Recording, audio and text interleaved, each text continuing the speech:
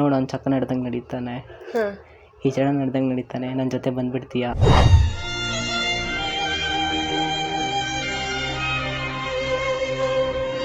ಹುಡುಗಿಯರು ಮಾಡೋಕ್ಕಂಥ ಕೆಲಸ ತುಂಬ ಜಾಸ್ತಿ ಮಾಡ್ತದೆ.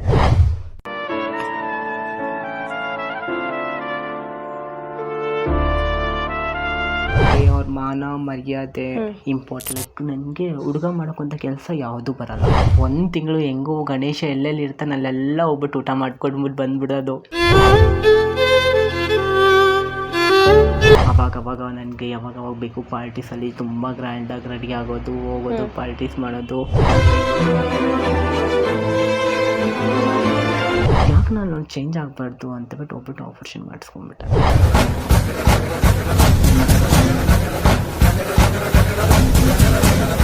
ಅದನ್ನೆಲ್ಲ ಹೇಗೆ ಮುಂದಕ್ಕೆ ದಾಟ್ಕೊಂಡು ಬಂದಿದ್ದೀರಾ? ಅಪವಾದ ಅವಮಾನಗಳನ್ನೆಲ್ಲ ಲೈಕ್ ಅವರೆಲ್ಲ ಏನಾದರೂ ಹೇಳ್ದಂಗೆ ನನ್ನಲ್ಲಿ ಏನಾದರೂ ಕಡಿಮೆ ಇತ್ತಾ? ನಾನು ಹೆಂಗೆ ಅಂತ ಹೇಳ್ದ ಅಂದರೆ, ನಾನು ಕಾಲೇಜ್ಗೆ ಹೋದ ಅಂದರೆ ಕಾಲೇಜ್ ಒಳಗಡೆನೇ ಇರ್ತದೆ. ಲೈಕ್ ಹುಡುಗರೆಲ್ಲ ಹೊರಗಡೆ ಸುತ್ತಾಡ್ತಾರಲ್ಲ ಹುಡುಗಿ ನೋಡೋಕ್ಕೆ. ನಾನು ಎಲ್ಲೂ ಹೋಗೋಕ್ಕೆ ಮನಸ್ಸಲ್ಲಿ ಇರಲಿಲ್ಲ. ಮನೆಗೆ ಬಂದ ಅಂತ ಹೇಳಿದ್ರೆ ಮನೆ ಒಳಗಡೆನೆ.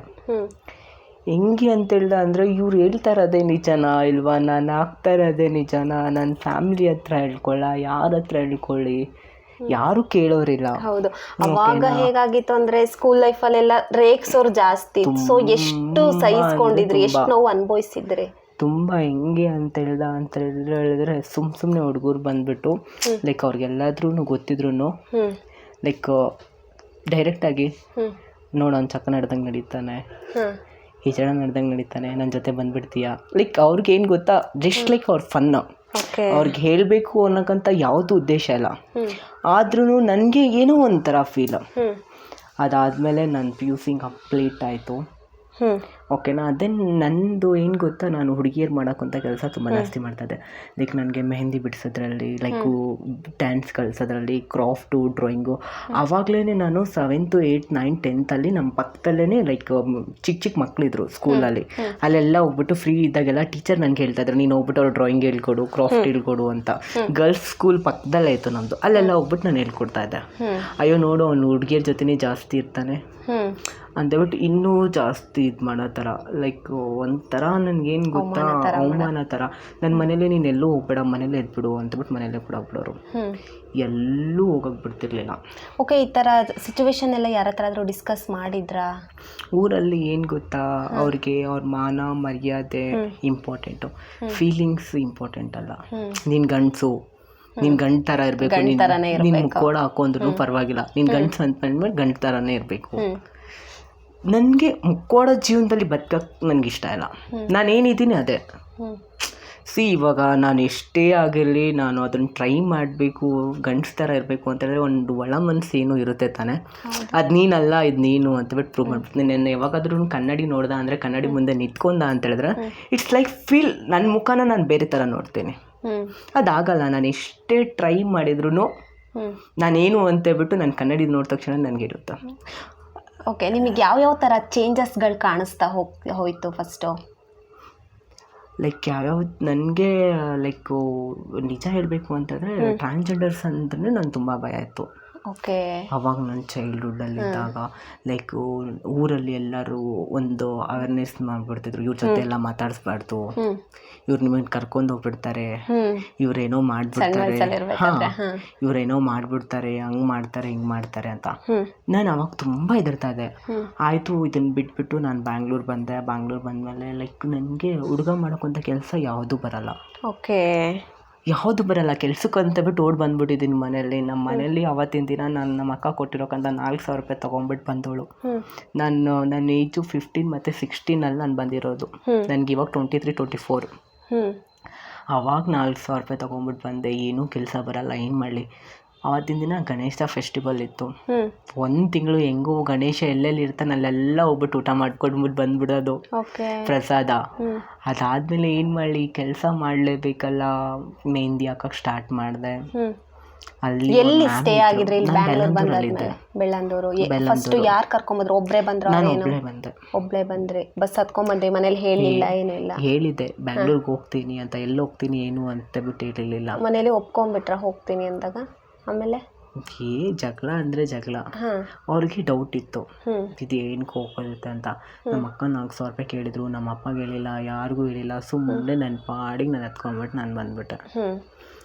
ಬಂದಮೇಲೆ ಲೈಕ್ ಇಲ್ಲಿ ಕೆಲಸ 1 ತಿಂಗಳ ತನಕ ನನಗೆ ಅಡ್ಜಸ್ಟ್ಮೆಂಟ್ ಆಗಿಲ್ಲ. ತುಂಬ ಅಂತೇಳಿದ್ರೆ ತುಂಬ ಕಷ್ಟ ಆಗಿಬಿಡ್ತು ಕೆಲಸದ ಬಗ್ಗೆ, ಏನು ಮಾಡಬೇಕು ಏನಿಲ್ಲ ಅಂತ ಬಿಟ್ಟು. ಆಮೇಲೆ ನಾನು ಪ್ರೊಫೆಷ್ನಲಾಗಿ ಮೆಹಂದಿ ಕಲ್ತ್ಕೊತಿದ್ದೆ ತಾನೇ. ಒಬ್ಬರು ಮ್ಯಾಮ್ ಹತ್ರ ಕೂತ್ಕೊಂಡ್ಬಿಟ್ಟು ಮೆಹಂದಿ ಹಾಕ್ತಾಯಿದ್ದೆ. ಬ್ಯೂಟಿ ಪಾರ್ಲರ್ ಇತ್ತು ಅವ್ರದ್ದು. ಅವ್ರು ಹೇಳಿದ್ರು, ನೀವು ಮೆಹಂದಿ ತುಂಬ ಚೆನ್ನಾಗಿ ಹಾಕ್ತೀಯಾ, ಕ್ಲಾಸ್ ಕೊಡ್ತೀಯಾ ಅಂತ. ಫಸ್ಟು ನೀನು ನನಗೆ ಕ್ಲಾಸ್ ಕೊಡು, ಆಮೇಲೆ ನಾನು ಬೇರೆ ಸ್ಟೂಡೆಂಟ್ಸ್ನ ಇಟ್ಕೊಡ್ತೀನಿ ಅಂತ. ಅವ್ರಿಗೆ ನಾನು ಕ್ಲಾಸ್ ಕೊಟ್ಟೆ, ಅವ್ರಿಗೆ ಇಷ್ಟ ಆಯಿತು.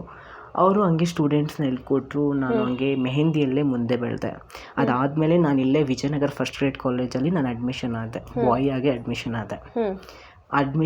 ಅವಾಗವಾಗ ನಾನು ಇಲ್ಲಿ ಯಾರು ಇರ್ತಿದ್ದಿರಲ್ಲ ತಾನೆ, ನನ್ನದೇ ರಾಜ್ಯ ತಾನೆ. ಅವಾಗವಾಗ ನನಗೆ ಯಾವಾಗ ಬೇಕು ಪಾರ್ಟೀಸಲ್ಲಿ ತುಂಬ ಗ್ರ್ಯಾಂಡಾಗಿ ರೆಡಿ ಆಗೋದು, ಹೋಗೋದು, ಪಾರ್ಟೀಸ್ ಮಾಡೋದು. ಲೈಕ್ ನನ್ನ ಕೆಲಸ ಗರ್ಲ್ಸ್ ಡ್ರೆಸ್, ಶಾರ್ಟ್ ಡ್ರೆಸ್ಗಳು ಹಾಕ್ಕೊಂಡು ಹೋಗೋದು. ಲೈಕ್ ಏನೋ ನನಗೊಂಥರ ಲೈಕ್ ಅದೆಲ್ಲ ಹಾಕೊಂಡ್ಮೇಲೆ ಒಂಥರ ನನ್ನ ಹತ್ರ ಒಂದು ಚೇಂಜಸ್ ಕಾಣಿಸಿತು. ಯಾಕೆ ನಾನು ಚೇಂಜ್ ಆಗಬಾರ್ದು ಅಂತ ಹೋಗ್ಬಿಟ್ಟು ಆಪರೇಷನ್ ಮಾಡಿಸ್ಕೊಂಡ್ಬಿಟ್ಟೆ. ಓಕೆ, ಲೈಕ್ ನೀವು ಇಲ್ಲಿ ಬ್ಯಾಂಗ್ಳೂರ್ ಬಂದಾಗ ನೀವು ಹುಡುಗ ಅಲ್ಲ ಹುಡುಗಿ ಅಂತ ನಿಮಗೆ ಗೊತ್ತಾದಾಗ ಫಸ್ಟು ಸಪೋರ್ಟ್ ಮಾಡಿ ಸಹಾಯ ಮಾಡಿದ್ದು ಯಾರು? ನನಗೆ ಯಾರೂ ಸಹಾಯ ಮಾಡಿಲ್ಲ. ಯಾರೂ ಮಾಡಲಿಲ್ಲ? ಯಾರು ಅಂದರೆ ಯಾರೂ ಮಾಡಿಲ್ಲ. ನಾನು ಲೈಕ್ ಕಮ್ಯುನಿಟಿ ಹತ್ರ ಹೋದೆ ಆಪರೇಷನ್ ಆಗಲಾರ್ದಕ್ಕಿಂತ ಮುಂಚೆಗೆ. ಅಲ್ಲಿರೋಕ್ಕಂಥ ವಾತಾವರಣ ನನಗೆ 1 ತಿಂಗಳದಲ್ಲೇ ಲೈಕ್ ನನಗೆ ಏನೋ ಸರಿ ಅನಿಸ್ಲಿಲ್ಲ. ಲೈಕ್ ಯಾರೂ ಏನೂ ಬೇಡ, ಲೈಕು ಅವ್ರು ಹಾಕಿದ್ದೆ ತಿನ್ಕೋಬೇಕು, ಅವ್ರು ಏನು ಹೇಳ್ತಾರೆ ಅದು ಮಾಡ್ಕೊಂಡಿರ್ಬೇಕು, ಅಲ್ಲೇ ನಿಂತ್ಕೋಬೇಕು ಅಂದರೆ ಅಲ್ಲೇ ನಿಂತ್ಕೋಬೇಕು, ಅಲ್ಲೇ ಕೂತ್ಕೋಬೇಕು ಅಂದರೆ ಅಲ್ಲೇ ಕೂತ್ಕೋಬೇಕು, ಅವ್ರು ಹೇಳ್ದಂಗೆ ಕೇಳ್ಕೊಂಡು ಕೂತ್ಕೋಬೇಕು. ನನಗೆ ಸರಿ ಅನಿಸಲಿಲ್ಲ. ಓಕೆ ಆಯಿತು, ನಾನು ಏನಾದ್ರೂ ಮಾಡಲೇಬೇಕು ಅಲ್ಲ, ಪರವಾಗಿಲ್ಲ. ಮೆಹಂದಿಯಲ್ಲಿ ನಾನು ಒಂದೊಂದು ಇವೆಂಟ್ ಹೋದ ಅಂತ ಹೇಳಿದ್ರೆ ನಿಜವಾಗ್ಲೂ ಹೇಳ್ತೀನಿ, ಒಂದೊಂದು ಇವೆಂಟ್ಗೆ 15,000 20,000 ಸಾವಿರ ದುಡ್ದೋಳು ನಾನು. ಮದುವೆ ಆರ್ಡರ್ಸ್ ಏನಾದರೂ ಹಿಡ್ದ ಅಂತ ಹೇಳಿದ್ರೆ ಬ್ರೈಡಲ್ಗೆ 8,000, ಮತ್ತು ಸಿಸ್ಟರ್ಗೆ ಅದು ಇದು ಅಂತ ಹೇಳಿದ್ರೆ 20,000-30,000 ಸಾವಿರ ನೈಟೆಲ್ಲ ತೊಗೊಂಬರ್ತಾಯಿದ್ದೆ ತಾನೇ. ನನಗೊಂದು ಧೈರ್ಯ ಬಂತು, ನಾನು ಕೆಲಸ ಮಾಡ್ತೀನಿ ಓಕೆ ಅಂತಬಿಟ್ಟು ಅದರಲ್ಲಿ ಸಂಪಾದನೆ ಮಾಡಿರೋಕ್ಕಂಥ ಅಮೌಂಟು ನಾನು ಹೋಗ್ಬಿಟ್ಟು ಆಪರೇಷನ್ ಮಾಡ್ಕೊಂಡೆ. ಆಪರೇಷನ್ ಮಾಡ್ಕೊಂಡಲ್ಲಿ ನನ್ನ ಜೊತೆಲಿ ಒಬ್ಬರಿದ್ದರು ಕ್ಲೋಸ್ ಫ್ರೆಂಡು, ಹೆಸ್ರು ಹೇಳಲ್ಲ ಇವಾಗ, ಯಾರ್ದು ಹೆಸ್ರು ಹೇಳಲ್ಲ. ಅವ್ರನ್ನ ಕರ್ಕೊಂಡು ಹೋಗ್ಬಿಟ್ಟು ಆಪರೇಷನ್ ಮಾಡ್ಕೊಂಬಿಟ್ಟು ಮನೆಗೆ ಬಂದೆ. ಇದ್ದಿದ್ದು ದುಡ್ಡೆಲ್ಲನೂ ಖರ್ಚು ಮಾಡಿದೆ. ಲೈಕ್ ಒಂದು 5-6 ಮಂತ್ ರೆಸ್ಟ್ ಮಾಡೋದಿರುತ್ತಲ್ವ, ರೆಸ್ಟ್ ಮಾಡಿದೆ, ಎಲ್ಲ ಖರ್ಚು ಮಾಡಿದೆ. ಮತ್ತೆ ನಾನು ಕೆಲಸ ಜಾಯ್ನ್ ಆಗಬೇಕಲ್ವ. ಲೈಕ್ ಯಾರಿಗೂ ಹೇಳಿರಲಿಲ್ಲ ನಾನು, ಲೈಕ್ ಎಲ್ಲರೂ ಇವಾಗ ಒಪ್ಕೊತಾರಲ್ಲ ಅಂತ. ನಿಮ್ಮ ಆಪ್ರೇಷನ್ ಎಲ್ಲ ಆಯಿತು? ಸುಗುಣ ಹಾಸ್ಪಿಟ್ಲ್. ಸಿಗ್ನಲ್ ಮೆಹಂದಿ ಹಾಕೋನು ಅವ್ನು ಹುಡುಗಿ ಆಗ್ಬಿಟ್ನಂತೆ.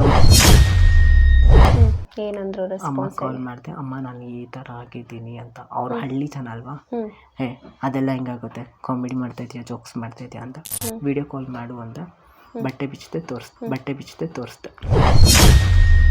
ಇದನ್ನು ನಾನು ತುಂಬ ಅಂತ ಹೇಳಿದ್ರೆ ತುಂಬ ಕಷ್ಟದಲ್ಲಿದ್ದೀನಿ. 5 ವರ್ಷ ನೀನು ನನ್ನನ್ನು ಬೆಳೆಸಿ ಇವಾಗ ನೀನು ಯಾರು ಅಂತ ಬಿಟ್ಟು ಗೊತ್ತೇ ಇಲ್ಲ ಅಂತ ಹೇಳಿದ್ಮೇಲೆ ಡೆಫಿನೆಟ್ಲಿ ನಾನು ಕೇಳ್ತೀನಿ, ನೀನು ಚೂಲ್ಗೋಸ್ಕರ ಹೋಗ್ಬಿಟ್ಟು ಮಲ್ಕೋದಿದ್ಯಾ?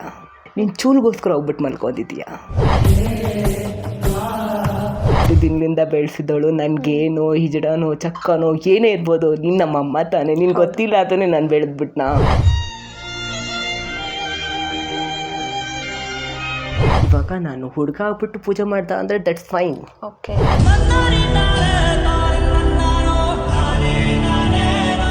ಈ 4 ಗೋಡೆಗಳ ಮಧ್ಯೆ ನನ್ನ ಜೀವನ ನಡೀತಾ ಇದೇನೋ ಅಂದಂಗೆ ಅನ್ನಿಸ್ತಾ ಇತ್ತು.